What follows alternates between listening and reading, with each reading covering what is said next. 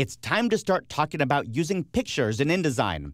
Let's start at the beginning. How to get our images onto our InDesign page. Fortunately, InDesign makes it really easy. The basic method for importing an image is to use the Place command, which you can find under the File menu.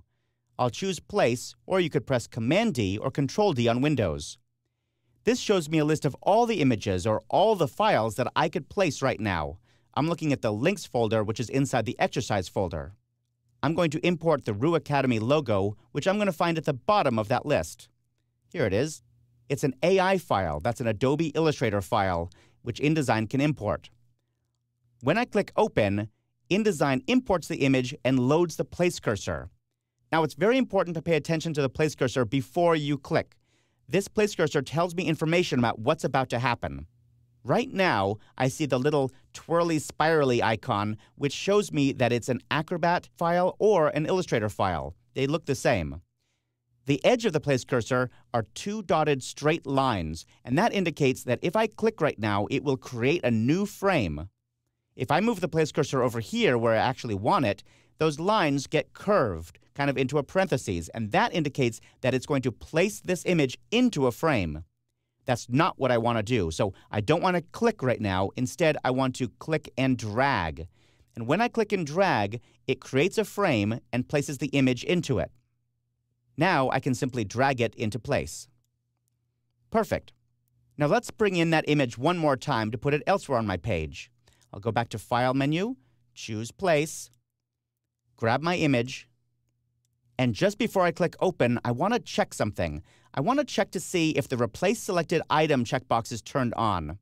Replace Selected Item tells InDesign whether or not you want this image to go into any selected frame that you currently have. If I move this Place dialog box out of the way, you can see I do actually have a frame selected. So if that checkbox were on, my image would go into this frame, not where I'm going to want to put it. Of course, in this case, the checkbox is turned off, so it doesn't matter. I'll click Open, and up comes that Place cursor again, and I'm going to put it down here on this page.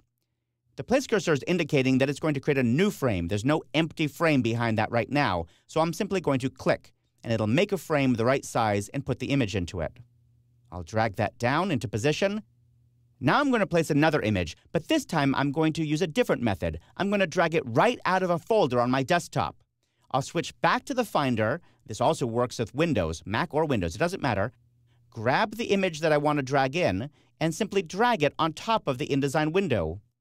When I let go, it doesn't look like anything's happened, but as soon as I switch back to InDesign, you'll see that it automatically loaded my Place cursor.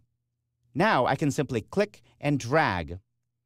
As I'm dragging, you'll notice that I can't make this any size I want. It stays height-width proportional to the image itself. Now I'll drag and finally let go, and in comes the image. Now let's bring some more images into my second spread. I'll press Option or Alt page down, and you'll see that I have a number of empty graphic frames ready to fill. In this case, I'm going to bring all three images in at the same time.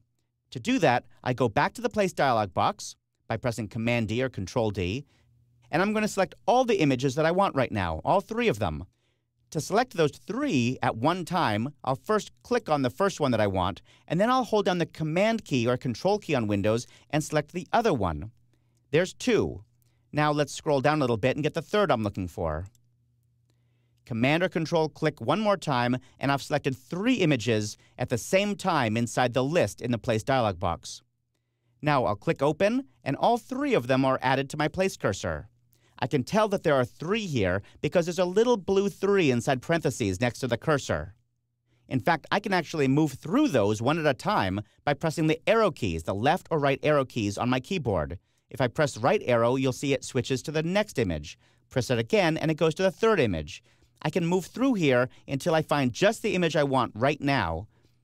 Then, when I'm ready, I'll move my cursor on top of the frame that I want to place it in and click. The cursor changes because now I only have two images on the Place cursor, and I'll click again and then click again. I'd like to bring some images down into this blank space and this third pane of this brochure. I'm going to grab 4 images this time, and I'm going to put them all in a grid. Here's how it works. I'll press Command or Control-D. I'll grab 4 images.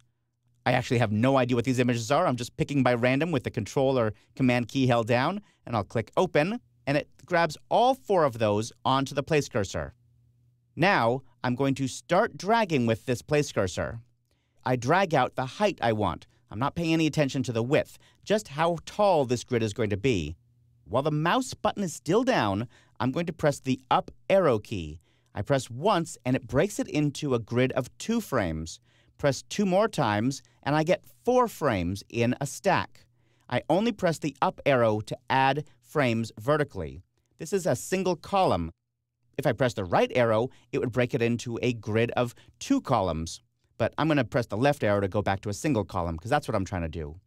When I let go, it makes 4 frames and loads in the images. I'll talk about how to scale those images properly later on in this chapter. I want to show you one more technique for importing images. I'm going to click out on the pasteboard so there's nothing selected, go back to the Place dialog box, and choose an Illustrator file at the bottom of my list. This Illustrator file is called ruartboards.ai. I happen to know that this Illustrator file has multiple artboards built into it, but this technique would also work with a PDF file that has multiple pages. When you have a file that has multiple pages or multiple artboards, you need to tell InDesign which page or artboard you actually want to import. To do that, you can turn on the Show Import Options checkbox. Show Import Options tells InDesign that when you click Open, it should bring up the Place PDF dialog box, or the Import Options dialog box as I call it. Here we can see that there are 3 total pages or artboards in this document, and we can move through them one at a time to see which one we actually want to bring in. I'm going to go ahead and bring that first one in, but notice that I could actually bring all of them in if I want, or maybe just a range of them. If you bring in more than one page, each one is loaded up onto the place cursor as a separate image. You can also tell InDesign how to crop this image. Right now it's set to Art, which means just bring in the size of the artwork. Don't bring in any of the white space around it. But if I change this to Media, something different happens, and you get an indication of that here. It brings in the entire page all the way out to the edge, or in this case, all the way out to the edge of the artboard. In some cases, you may find you need that, but for me, right now, I just need the art itself. I'll click OK. The image is loaded up onto the place cursor, and I can click and drag. Note that I'm not talking about how to copy and paste images from one application to another. While you technically can copy and paste some vector artwork between InDesign and Illustrator, I strongly urge you not to copy images from Photoshop or any other program other than Illustrator.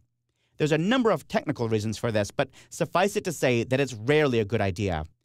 However you choose to import your images, InDesign tries to be as flexible as possible, and this is especially true when it comes to what file formats you can use. InDesign supports all the regulars, TIFF, JPEG, PDF, and so on, but it also supports native PSD files and most native AI files. That's Photoshop and Illustrator files. Later in this chapter, I'll talk about some of the advantages of using these native files.